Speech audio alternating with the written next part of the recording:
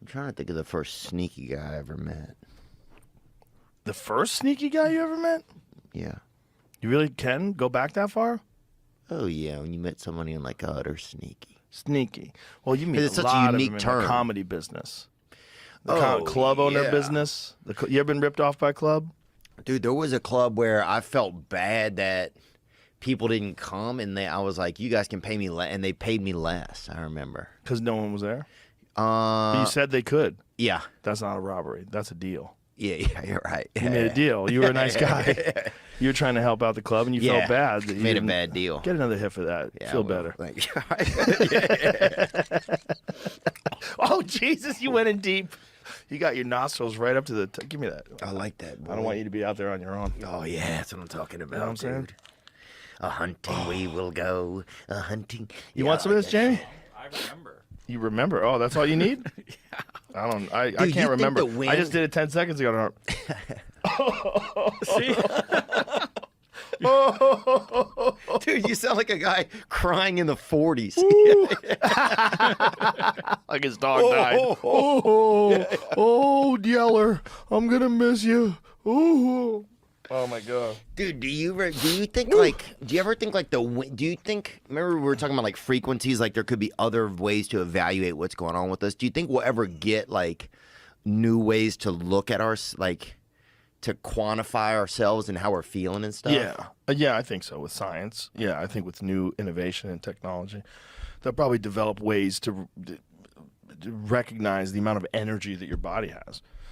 You know, because like some people are they have energy. Like, what is energy? Like, I always think of that. Like, I switched back to the carnivore diet. You know, I go back and forth on that, and for the most part, I eat mostly meat and fruit and some vegetables. That's like most of my diet. Occasionally, I go crazy. Like we were in the Bronx, we went to this Italian deli and these giant sandwiches. It was amazing.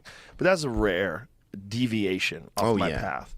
But I had this moment, I guess it was about 2 weeks ago, where I was like, you know what?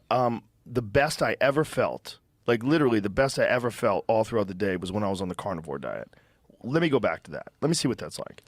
And one of the things that I saw, like immediately, for 7-8 days, I ate nothing but meat and eggs and fat and bacon and nothing else. I mean, nothing. I was real strict.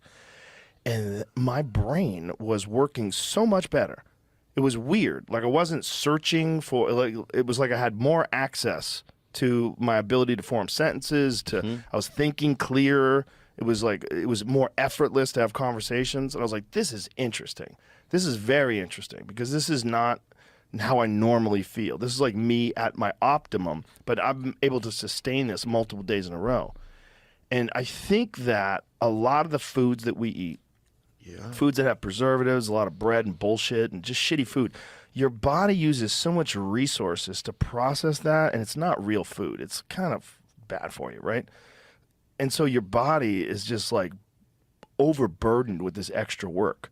When you eat clean, like really, I'm eating, you know, wild game and fat and beef tallow and all that and eggs, your body doesn't have any bullshit to process. So your body is less inflammation. You have less inflammation, and you're operating off of ketones essentially for the most part, because your body is entering into a ketogenic state. You have you just feel like even through the whole day.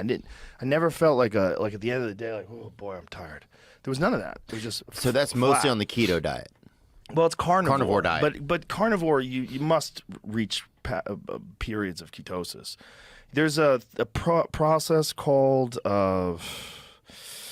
gluconeogenesis, I believe it is. See if that's correct. And I think that what that is when your body consumes only protein, your body will convert some of that protein into glucose, and that actually can knock you out of a ketogenic state if you eat too much protein.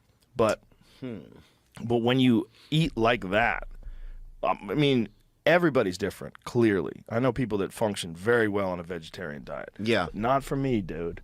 For like me, Lunchables. Yeah, Do you- gluconeogenesis take you out of ketosis. A widespread fear surrounding keto is that consuming too much protein may lead to the upregulation of a process called gluconeogenesis and throw you out of ketosis, undoing all your hard work. The truth is, gluconeogenesis is essential for our overall health and actually allows us to remain in ketosis. Oh, okay, so it's good.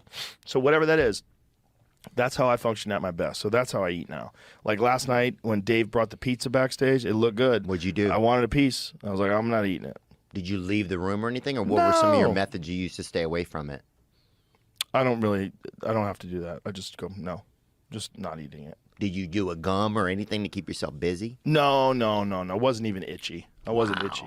You know, if I had a couple of cocktails in me, though, I probably would have grabbed a slice. Oh, fuck yeah, boy. That's the problem. Couple of tequilas. Oh, yeah. Next thing you know, I want some pizza. Oh, dude, I'll do whatever after that, boy. But I think Little tequila. I think I'm done. I lost 5 pounds in 2 weeks, and not anything but fat.